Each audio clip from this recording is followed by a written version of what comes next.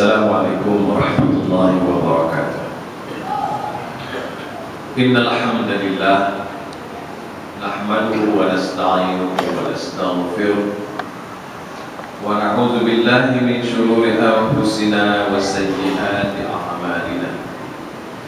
Man yahdihillahu fala mudilla lahu wa man yudlil fala hadiya lahu. أشهد أن لا إله إلا الله وحده لا شريك له وأشهد أن محمدا عبده ورسوله. اللهم صل وسلم وبارك على حبيبنا ورسولنا وقدوتنا محمد بن عبد الله وعلى آله وصحبه ومن تبعه ونصره وعلى أما بعد. Terima kasih sahabat apa Ustaz Tuan Sakrin berbahagia Tuan Iman Musa Kaki Wakili Musa Ketua Jajahan Pengurusi dan ahli-ahli yang tak kuasa masjid, tuan-tuan, puan-puan, hadirin hadirat yang dirahmati Allah sekalian. Alhamdulillah pada malam ini kita berpeluang dan diizinkan oleh Allah membincang satu tajuk yang sangat besar dan menyentuh kehidupan kita, iaitulah membina keluarga bertakwa berdasarkan kepada sunnah Rasul sallallahu alaihi wasallam. Alhamdulillah Ustaz Tuan telah membuka penjelasan, memberi penjelasan dengan konsep keluarga dan juga yang berkaitan dengannya dengan penerangan-penerangan yang jelas tadi. Maka saya rasa banyak dan benda yang telah disampaikan dan saya ni kira tupai dia buka jalan, tupai dia lalu dari belakang. Tuan-tuan sekalian, pengurusi tanya apanya, lagu mana keluarga generasi sahabat, dan kita tahu generasi sahabat ni merupakan satu golongan orang yang paling baik dari sejarah. Tidak pernah ada golongan seperti itu. Sehingga Rasulullah SAW sebut khairul quruni qarni, ataupun dalam hadis lain khairun nasi qarni, thumma alladhina yalunahum, thumma alladhina yalunahum. Orang yang paling baik ialah orang kuat, yakni para sahabat. Kemudian kurun berikutnya. Jadi tuan-tuan, kalau kita nak buat contoh, maka selain daripada Rasulullah SAW, maka para sahabat. Dan sahabat ni, kita dengan sahabat ni, kita dengan Rasul, jelas dengan sahabat. Kalau tak ada sahabat, Islam tak sahabat kita. Kalau tak ada tabi'in, Islam tak sahabat kita. Kalau tak ada atba'ut tabi'in, para ulama Islam ni tak sahabat kita. Tapi yang tentunya sahabat ni dia pindah ilmu hak daripada Rasulullah kepada generasi kemudian. Sehingga generasi kemudian termasuklah kita.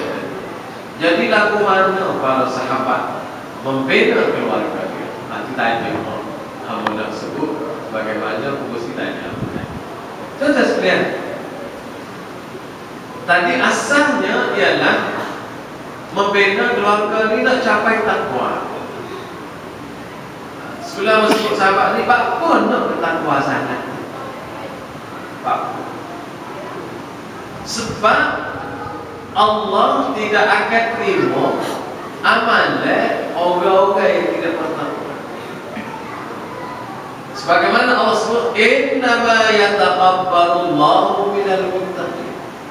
Hanya Allah terima amalan orang yang bertakwa.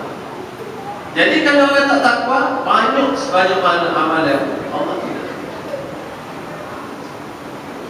Yang kedua, orang takwa sahaja yang berjaya sampai ke syurga.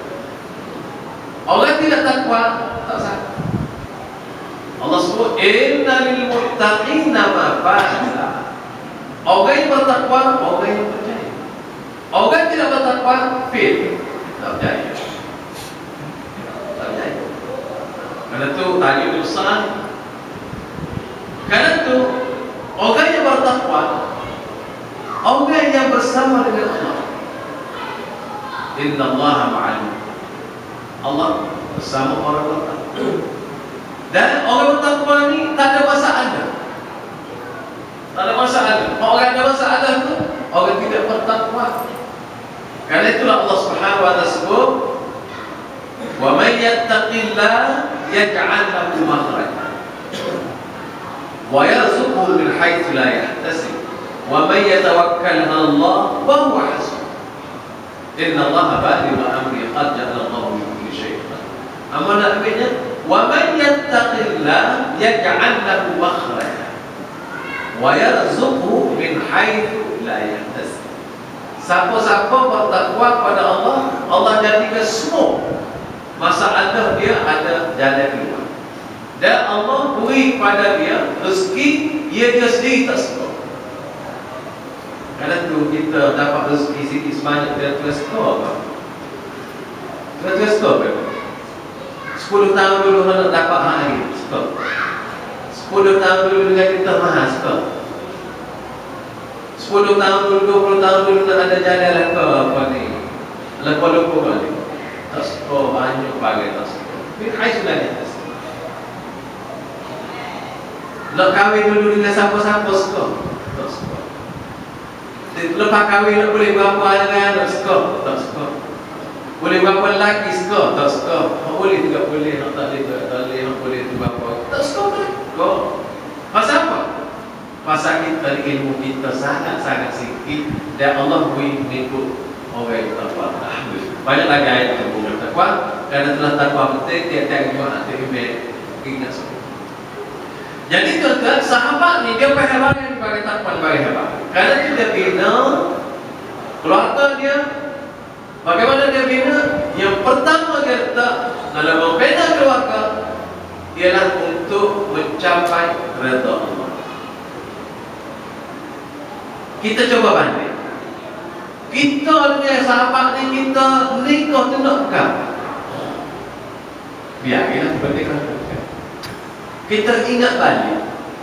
Kita nikah, kita kahwin kerana apa? Kerana nak seronok ke kerana apa? Para sahabat dia letak dulu nak kahwin tu nak mencari redha Allah.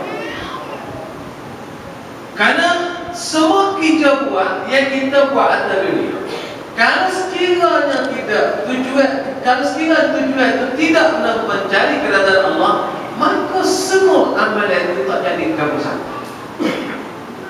Jadi apa akibat? Karena itu tujuan para sahabat nak bina keluarga untuk mencapai keridhaan Allah. Apabila dia nak mencapai keridhaan Allah, maka sudah tentu dia akan cari pasangan dia boleh mencapai keridhaan Allah, dia boleh menyelamatkan dia daripada neraka tadi sebagaimana yang Ustaz. Karena itulah Allah Subhanahu wa taala menggesa setiap orang supaya pilih pasangan dia berdasarkan adil, berdasarkan pada agama. Dorongan untuk nikah ni banyak. Ada kerana comel, ada kerana harta, ada kerana keturunan. Dan Rasulullah kata, "Fadhfar bizati taribat yadak." Untuk mencapai kata Tuhan tadi, redha Allah tadi tak boleh kecuali ikut jalan dia. Jalan dia Islam. Salah satu perkara je Islam jawab, Islam suruh ialah cari yang agama. Hak ada agama, hak kerti agama, pengamal agama. Kerana itu tuan-tuan, hak ni asal penting. Sehingga Rasulullah sallallahu alaihi wasallam kata, "Idza ja'akum mimman tardawna bihi dinakum fazawwijuhu, fa illa taf'alu fatakum fil ardi fasadun." Apabila datang orang memilih anak kamu seorang yang mempunyai agama, pegangan agama, amalan agama, didikan agama dan amal, faham? Fazawwijuhu. Kalau kamu tidak buat, akan berlaku kerusakan dalam hidup kamu di atas. Serupa bentuk kita ke zaman Rasul. Kalau zaman Rasul ditanya agama lagu apa? Kalau zaman kita, kan kita tanya dulu. Sudah. Kita gapo ngaji mana, biti jemaah mana, pendapat berapa? Sudah. Sahabat kita tanya. Dia tanya kamu. Tengok agama. Amal ada agama, faham ada agama. Kalau agama dipahami, kawinlah. Rasulullah kata nanti kamu akan sesat saat. Kalau punya orang kaya, punya harta banyak, tak ada agama. Oh, dia jadi bunuh dengan harta tadi. Punya orang comel, kerana tak ada agama, bunuh dengan comel dia tadi. Punya orang turunnya tinggi, tak ada agama, bunuh dengan turunnya dia bangsa gitu. Tapi kalau ada orang dia comel, dia keturunan molek, dia kaya, dia ada agama macam aslekel, tapi orang ni tak payah lah. Oh, buka-buka tiba-tiba kata tak apa lah. Nak apa payah lagi? Dia lah comel, dia pandai. No, dia kaya, dia keturunan molek, dia agama comel, payah nak hidup. Karena itu Rasulullah kata, Allah kita titik, mungkin apa yang agama. Rasulullah kata, dorongnya orang kahwin, ada kerana comel, ada kerana duduk, ada kerana macam-macam. Tapi mak kamu dah suruh dia, kerana mak dia paling penting. Yang kedua, tujuan kahwin ialah ubudiyah kepada Allah. Ibadat kahwin kan? Kita kahwin bahasa ibadat ke? Kita tanya lah kita. Orang kahwin lah ni, kita lah kita kahwin dah ni. Bahasa ibadat ke? Sahabat berkahwin ibadat. Ibadat mana? Di kita berkahwin ni ialah salah satu cara kita beribadat kepada Allah. Sehingga Rasulullah kata, "Faman raghiba an sunnati falaysa." Siapa-siapa tosi ikut sunnah aku, maka dia bukan daripada kalangan. Dan salah satu sunnah Rasul ialah berkahwin. Berkahwin kan? Sehingga Rasulullah ada satu hadis panjang yang kata, seseorang yang bergaul, berlakunya hubungan suami isteri dapat pahala. Sahabat tu cengeng, tak rajin tenang. Boleh pahala juga lah Rasulullah. Orang berhubung suami isteri. Rasulullah jawab udah. Rasulullah kata, kalau orang tu pergi buat muka sama dengan orang hak halal, dengan hak haram, pergi lakukan zina. Laku mana? Dasar kata? Dasar. Sama apa yang buat dasar tu? Rasulullah kata, lagu itulah juga kalau orang lakukan hubungan dengan hak halal, boleh pahala. Sama juga kita boleh tengok. Orang beli kedai dengan bebeknya berat tangan, dengan trolinya penuh, bayar beratus-ratus, rasa boleh pahala kata? Tak berapa rasa boleh pahala ke tak? Baik, biar tak rasa. Tapi orang kicu, bagi orang kata dosa sah. Kalau dosa curi, kita ambil beli dengan cara yang benar, maka boleh pahala. Yang mudah dia nak faham agama. Yang tiga, para sahabat tadi, apa yang dia kahwin sangat tadi, dia nak meramaikan zuriat Rasulullah SAW. Tujuannya untuk menyebar agama. Kita kahwin nak beramal, alhamdulillah, tujuan apa? Tak nak buat jalan buat kita. Kahwin, bapa kahwin nak meramaikan zuriat Rasulullah. Rasulullah kata, tazawwajul walud fa inni mubahim bikumul umam yaumal qiyamah. Mungkin nak kahwin cari hak biasa banyak lama. Karena aku berbangga dengan kamu, dengan umat-umat yang lain di hari akhirat. Nak gamau kan? Nak gamau umat Islam. Karena tu kahwin untuk beramal. Dan apabila beramal, boleh nyebar agama. Karena itu kita tengok Nabi Zakaria. Kalau kita baca surah Maryam, Dia daripada muda sampai ke tua ubah. Tua ni kata tua tak habis larang kata tua. Tua ubah. Dan Amos boleh sebut ubah, Ustaz tak boleh sebut tak. Orang muda-muda sebut ubah apa tak apa sebut ubah. Tidak orang tidak fikir. Nikah ni sampai ubah. Isteri pun tua semua dia ada tak? Nak kalau tu kat minta doa omanya. Bapa nak kena supaya boleh nyambung kerja. Boleh nyambung kerja dia. Kerja apa? Kerja menyampai agama. Bukan nak semua nyambung nega. Nega tu siapa-siapa pun boleh buat. So nyambung kerja agama. Yaitu ni wa yaitu min aliyaku wa ja'alhu rabbi radiyya. Supaya dia dapat menyambung kerja saya dan kerja keluarga Nabi Allah Yaqub, dan jadikanlah ya Allah dia sebagai orang yang diridai oleh jelas. Nak anak ni jelas, bina keluarga ni jelas doa. Jelas doa. Begitulah juga kita carakan masuk kita pindah. Begitu juga tujuannya supaya anak ni jadi reda. Anak ni berharga, tuan-tuan. Karena tu apabila kita diberi seorang anak, maka Allah anugerah yang sangat besar, lebih daripada harta-harta lain. Harta lain pun kita nak beri anak kita juga. Jadi lebih harga pada harta. Sahabat letak. Karena itulah dia didik anak dia dengan sungguh-sungguh. Kerana anak tu harta. Harta bukan sahaja semasa di dunia ni, tetapi juga lepas dia mati. Kayak kita baca hadis, anak terus dapat pahala pada ayah apabila dia berdoa. Jadi kenapa dia rasa harta dia menyambung? Lepas anak dia, cucu dia, lepas cucu cicit sampai ke akhir zaman, anak-anak dia ni apabila dia didik dengan cara yang molek, menyebar agama, menegakkan syariat Allah, melaksanakan hukum Allah, maka dia akan bahagia.